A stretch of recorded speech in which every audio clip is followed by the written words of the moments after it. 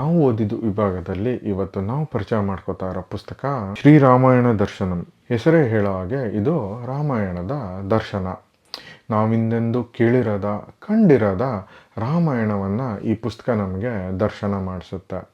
ರಾಮಾಯಣಕ್ಕೆ ಆಧುನಿಕತೆಯ ಮೆರಗನ್ನು ಕೊಟ್ಟು ಪ್ರತಿಯೊಂದು ಪಾತ್ರಕ್ಕೂ ತನ್ನದೇ ಆದ ವಿಶೇಷತೆ ಹಾಗೂ ಗೌರವವನ್ನು ಈ ಪುಸ್ತಕದಲ್ಲಿ ಕುವೆಂಪು ಅವರು ಸಲ್ಲಿಸಿದ್ದಾರೆ. ಇಡೀ ಕಾವ್ಯವು 4 ಸಂಪುಟಗಳಾಗಿ ವಿಂಗಡಣೆಗೊಂಡಿದೆ. ಅಯೋಧ್ಯ ಸಂಪುಟ, ಕಿಷ್ಕಿಂಧ ಸಂಪುಟ, ಲಂಕಾ ಸಂಪುಟ ಹಾಗೂ ಶ್ರೀ ಸಂಪುಟ. ಪ್ರತಿಯೊಂದು ಸಾಲು, ಪ್ರತಿಯೊಂದು ಪದನೂ ಮತ್ತೊಮ್ಮೆ ಮಗದೊಮ್ಮೆ ಓದಬೇಕು ಅಂತ ಅನಿಸುತ್ತೆ.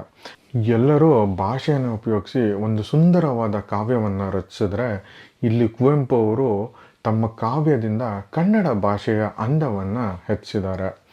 ಇವರು ಬಳಸೋ ಪದಪುಂಜ, ಉಪಮಾನ, ಉಪಮೇಯ ಅಲಂಕಾರಗಳು ಬಹುಶಃ ಯಾವುದೇ ಭಾಷೆಯ ಯಾವುದೇ ಕವಿಯೂ ಬರೆಯೋದಕ್ಕೆ ಸಾಧ್ಯ ಇಲ್ಲ ಅನ್ನೋದು ನಮ್ಮ ಭಾವನೆ.